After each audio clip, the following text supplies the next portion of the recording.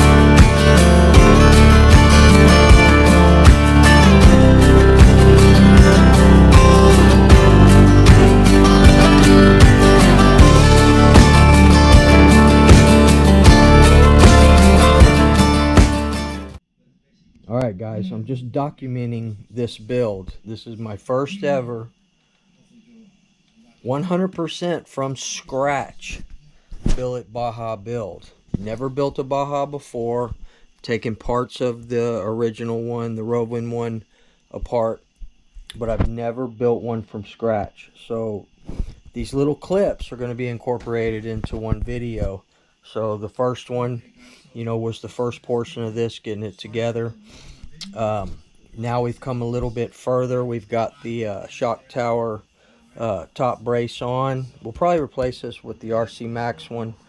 I did order some more parts. We did order the hostile lightened hubs with the IRP ends to go with it. I ordered the modified RC rear bumper, rear aluminum bumper, and several other parts that are going to be coming. So there's going to be a couple of more deliveries probably by this weekend before the 4th of July. And then maybe a couple of deliveries after the 4th, a few more parts. I still cannot find the front aluminum A-arm standard length. I can, but it's going to take a month for them to get here. So I'm really good at de-anodizing things. So Rovin did have the orange ones. We're going to go ahead and get those and try to de-anodize them. If it gets messed up, it gets messed up. It's you know, $60 for that set. And you know, worst case scenario in the end, and if I mess them up, I won't put them on here. I'm not going to put something that's crappy on here. So if they do get messed, I'm pretty confident. I've de-anodized a lot of things before with Easy Off or Purple Power. I'm pretty confident I can do it. And since it's just the upper and lower A-arms only, everything else I was able to obtain, I'm pretty sure I can de-anodize them to where they'll look good and then polish them up, and then we can use those. Worst case scenario, we'll go ahead and bite the bullet and do the extended. But when you do that, you got to replace everything. You know, your drive axles, and you know, that's pretty much it. You know, get the fast lane or whatever upgraded drive axles I get from that point. But we're gonna try that first because we're still trying. One guy said it's definitely not a budget build. Well, in actuality, it is, man. It's not $5,000. It's going to end up being about $2,500 when we're in $2,500 to $3,000 once we drop the engine that I'm going to put in here in $25,000 to $3,000. So, but I'm really proud of this, man. I'm very proud of it. We got our RCR brakes on. That went well. I didn't have that rear plate, that the brake cam. This is a RC Max titanium brake cam in here. So I just took the stock one and then I ground off, you know, because the stock one, sorry about that, the stock one has a pad on it. So I just ground that down and then polished it up, and it worked very well. So I know you can get the titanium one for 40 bucks from Detroit Performance, and we may do that eventually because I do want good parts on here. But got the black bone spur gear on, 57 tooth. Everything is smooth with that fast steady grease. And I'll tell y'all guys, Lucas Red and Tacky is nowhere near as good for RC applications as Fast Eddy Grease. Fast Eddy Grease is the best and most tackiest grease for RC applications. Red and Tacky's good. You can get it all day long at the store. It's cheap. That's why a lot of people go to it, because they're cheap. You know, they want to go with cheap parts and stuff like that, and I get it. I'm doing the same thing. I'm doing a budget build. But for this build, I want the best as far as the grease, the internals. I want these gears. These gears weren't cheap, people. It was $100 just for these 3 transmission gears. And then, you know, whatever this was, $60 for this and the pinion gear. They're not cheap, but apparently Blackbone is a very good gear, one of the best from what I understand. So we're good to go on that. And then a bunch of other things I got listed to pick up as well. Very last thing we're going to do is the engine. I kind of wish I could do it now, because there's parts that you really can't, you know, do. I'm going to have to pull the spur gear back off in order to get this connected to the clutch housing, right? But there is a hole. I only have to pull the gear off. There is a hole here in the gear plate, the Turtle Racing gear plate, where you can go through with your driver and put that screw in and Loctite it down. And then this one, I just got it in here barely, and we'll pull it off and attach it to the engine and then bolt it on here. You probably could do it the other way, but it's a lot easier just to bolt this onto the engine. But it's looking really good, people, man. I'm so excited. I got some more parts today. We got our FLM drive cups, hardened steel. DDM part number TT209. And these will go, these are made for these FLM drive shafts. I already replaced the pins with the pin kit. And I like the pin kit rebuild kit because it comes with the new set screws. So got everything out, cleaned it all up. And these can be used multiple times, because once they wear out on one side, you just take them out and you turn it, and it's got a fresh brand new side. That's smart, man. That's RC at the next level right there. So what else did we get here? We got the DDM aluminum mounts. These chassis mounts here, like this one, aluminum ones for the beautiful chassis.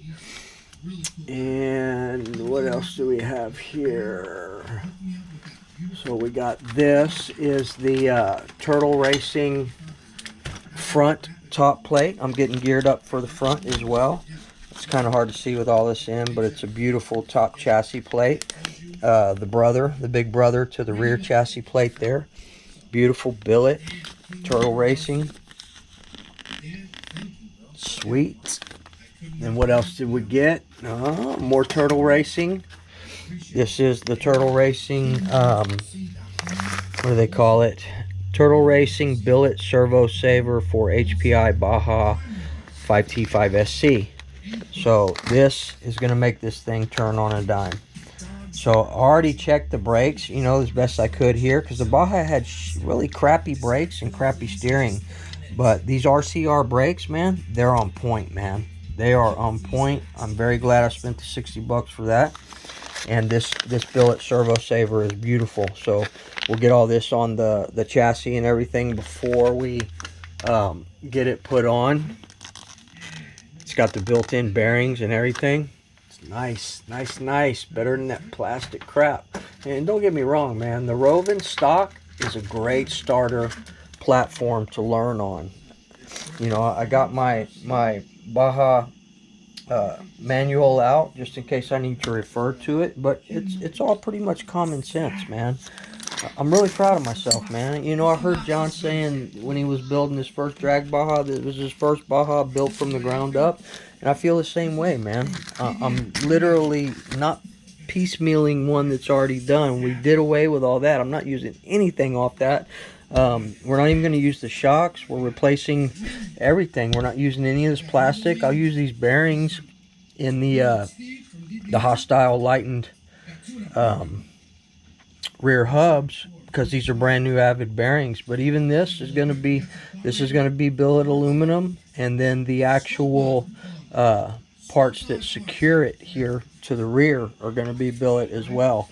And I also ordered the front one, the front billet sway bar link holders as well. So anything and everything on here is brand new, and it's top notch, people, and I'm proud of it.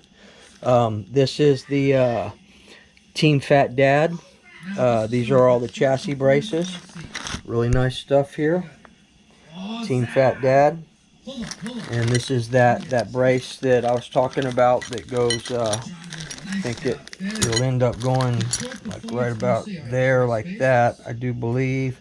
And these are your side braces. Billet aluminum. Do it the right way, people. You know, at first I started out wanting to do this kind of piecemeal, and I still did. It's still a budget build, and it's not all RC Max, and RC Max obviously is really great stuff. But these components that I'm using, it's great stuff too, man. Turtle Racing, Fat Dad, even the Rovin parts are quality, man. RC Max parts that I'm using as well. There's that beautiful Turtle Racing clutch housing. We're going to use this, the black bone. Gonna be there like that. Just like that, people. Oh shit, man. Cannot wait to get this thing finished. Actually, I can wait, you know. It's a labor of love, guys. Definitely a labor of love. We do have the titanium pins coming. I'm going to go ahead and leave the top ones in since I've already done everything and Loctited it down. But we'll do the front and the rear bottom one. Then I'll switch these out later on. I don't want to pull all that back apart. It's all Loctited and ready to go. But yeah, I'm proud of it, people. So that's going to be it for tonight. I'm not going to upload this. We'll get a couple more rounds of parts. We'll go a little bit further in the build, and you know, I may or may not upload this. We'll see. So we may just add it into the next video, or I may just upload each one as I go. So if you see this tomorrow, Wednesday morning, then you know that I went ahead and uploaded this video. I just want to let y'all know my progress. You know, this was my journey through 1/8 scale nitro. This is my journey through 1/5 scale Bajas, and this beautiful beast right here, which I'm extremely proud of as well. This is a beautiful truck, expensive truck. I think you're pushing $4,000 for this, but the build and all the parts and the different things that I encountered with it, and its sheer durability, man. It's a beautiful platform, and this is a great engine, OBR strong. But we still have not made a decision here. I'm pretty sure which way I'm going, and yeah.